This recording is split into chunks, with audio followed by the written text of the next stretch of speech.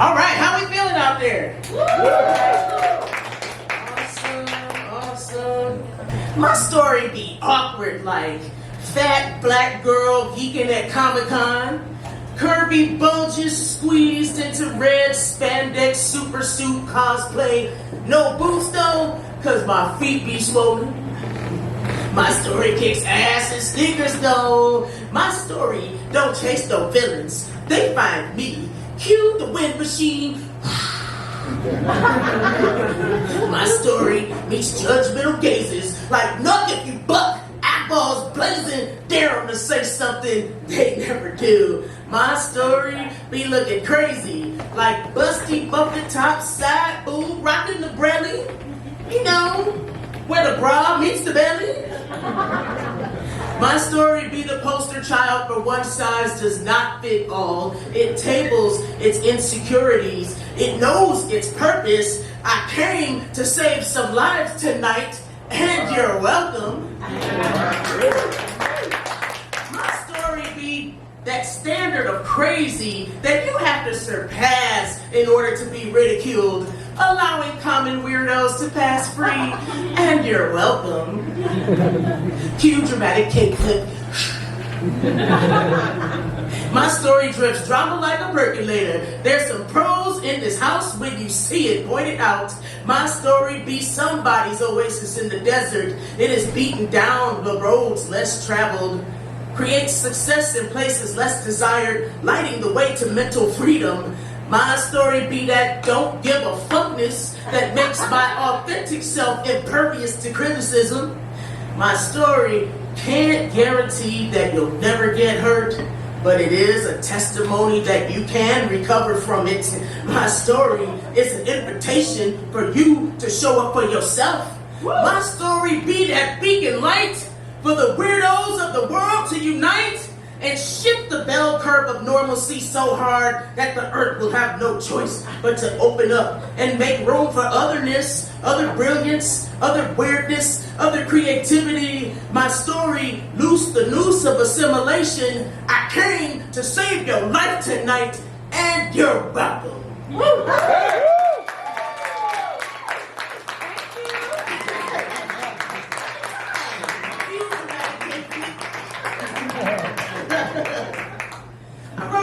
New ones. Okay. So we'll see how they go. Right. You know, you're the first people hearing this. Yeah. So I was over the past couple months, another poet friend of mine named Ray McNeese from Cleveland is doing this workshop where he's got a bunch of different people who are both writers and not writers to come together and, basically write a love letter to Cleveland. So this is one of the ones I wrote that isn't going to be in that. So, but, so I was thinking about how back in the summer of 2001, I got to drive this Deuce and a Quarta from 1976, right? And there's a whole mentality behind driving a vehicle that big. So I call this one Deuce and a Quarta. Quarta, because you got to put a little attitude on it. I'm thinking about that 1976 Buick Electra Deuce and a Quarta, lime green with the white top. I got to drive for the summer in 2001.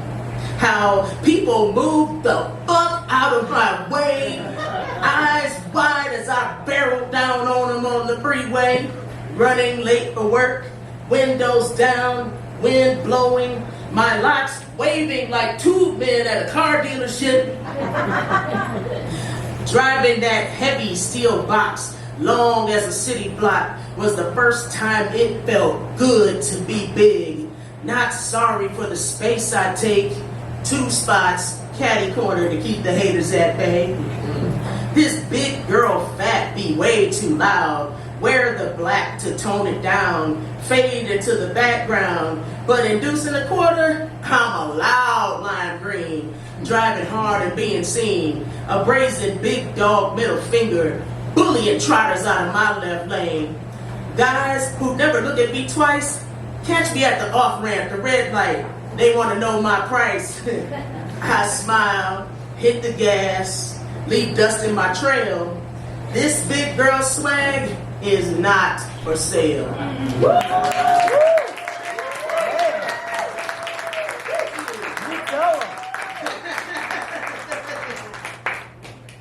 Alright, what are we coming with next? What are we coming with next?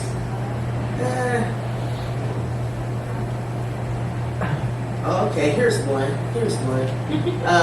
This is also a new one. I call it Hood Signs of Spring. Screamers, ambulances, fire trucks, police sirens, closed door arguments outside on front lawns, herds of small feet pounding basketball on concrete, footfalls through my yard, chasing, squealing, groan threats bellowing, stay off my grass. Boomers, bass boost subwoofers in souped up old cars, chromy big wheels, window shaking reverb, motorcycle thunder, illegal fireworks from last year's 4th of July, lawnmowers buzzing, barbecue smoke, 60-degree day in May, hood signs of spring. Every time it gets warm out, you know that it's spring in Cleveland when you start hearing the boom boom. So that was Hood Signs of Spring. Ooh, all right.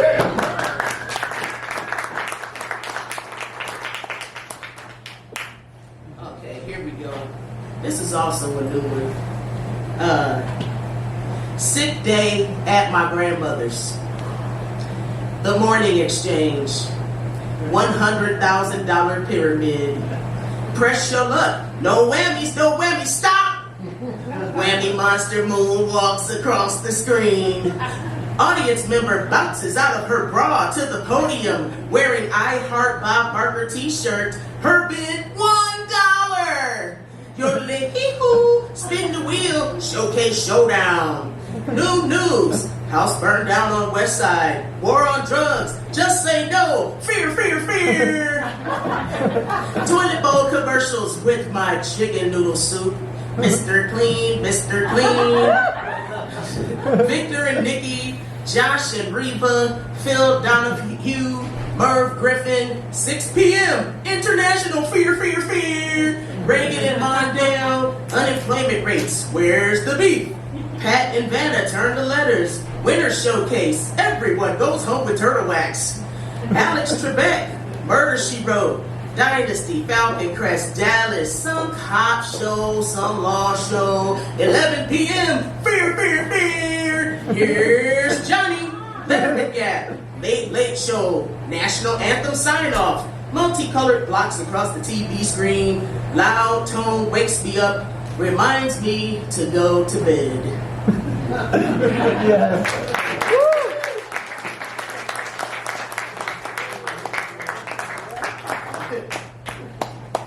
Alright, so, well, I did, this is also a relatively new one here. I call this the morning check-in. I was thinking about my mom and my granddad, how they used to, every morning when it was warm out, they'd go sit out, on the porch and, just, I called it solving the world's problems, because they would discuss everything in the news and what everybody should do and shouldn't do and all of that. So, I was thinking about that. I call it the morning check-in. My mother, house coat, hair wrap, cigarette, coffee. My grandfather, sweatpants, t-shirt, slippers, newspaper, on the front porch, solving the world's problems. Speaking in did you hears? Whose kid got married? Who's in the hospital? How one signed the other's name on the get well card? Who passed? How they just saw them at the store last week. They were both sick at the same time.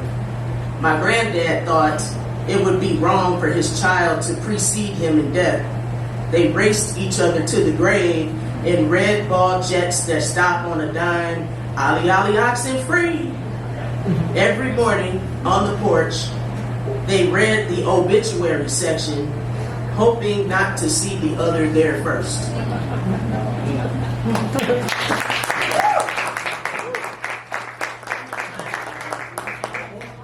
Okay, I got one more. All right, we are gonna go with, okay, this one I actually wrote for a project called Black's Museum, kind of like a play on word, Wax Museum. It was they do it every year for Black History Month. So this one was last year's. This was my ode to Ntozake Shange. That's the lady that wrote For Colored Girls Only. So I fashioned this poem after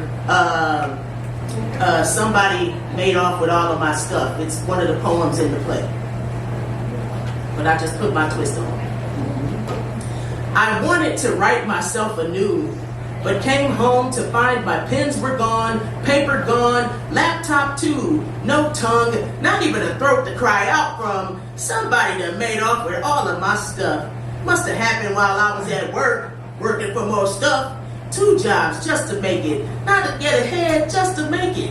Early days, late nights, swollen feet, tired eyes, and after all of that, somebody had the nerve to make off with all of my stuff. No art on the walls, no music to clean to on Saturday morning, no books to get lost in, no paints, no canvas, no cheap wine, and my neighbor had the nerve to say, I should be glad they didn't make off with my TV. But man, I ain't in there. I'm in the spine of the book, the feel of the word, the smell of the page. Somebody that made off with all of my stuff, and no one started a search party. No Amber Alert, no pictures stapled to the telephone pole, and the missing persons department made me out to be some kind of runaway. Like I'm the one stole me from me. Somebody help me. I need reinforcements. I need gang. I need Ntozake Shange to wash over me and help me pull this heist. Help me get me back. Help me find my dance in the poem and find machete in the machete in my word. I remembered sassafras, cypress, and indigo, made magic and recipes, used them as prescriptions. So I went to my kitchen to conjure some inspiration, but found my cupboards bare. No bowls, no spoons, no stove. You mean to tell me somebody made off with my stove in broad daylight and nobody saw nothing? This is actually, okay, well, we're rolling. This is the wrong version, but that's okay.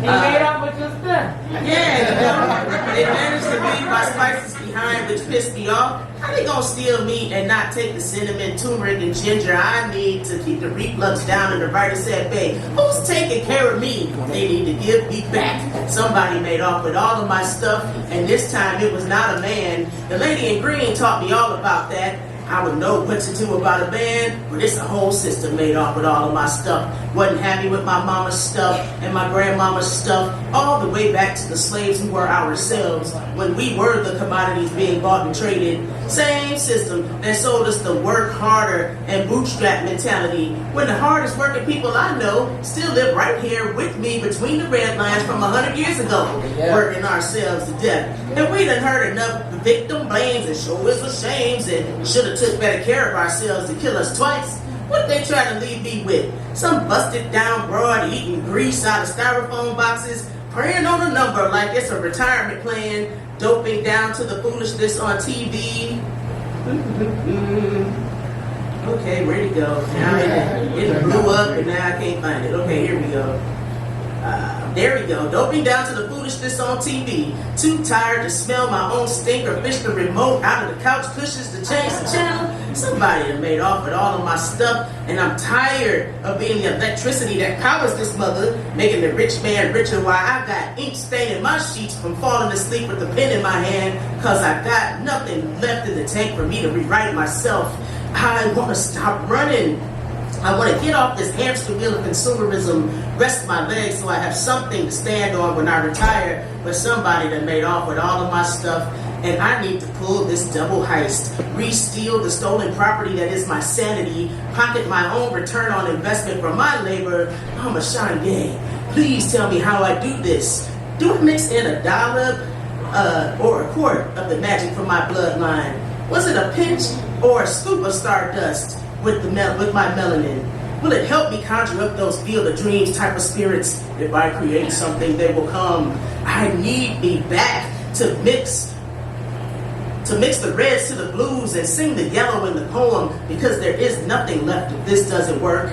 I just want to keep some of me for myself, to fill up my photo albums, to have something left to eulogize when I'm gone. I want to share my stuff with whomever I please and live life open-hearted, delicate, flower and passion, instead of calloused in all the places I've been taken over and over again. Somebody made off with all of my stuff. But when I pull this heist, I'm installing a low jack. I'm never gonna lose me again. And yes, Mama Shange, I promise I will find God in myself, and I will love her. I will love her fiercely.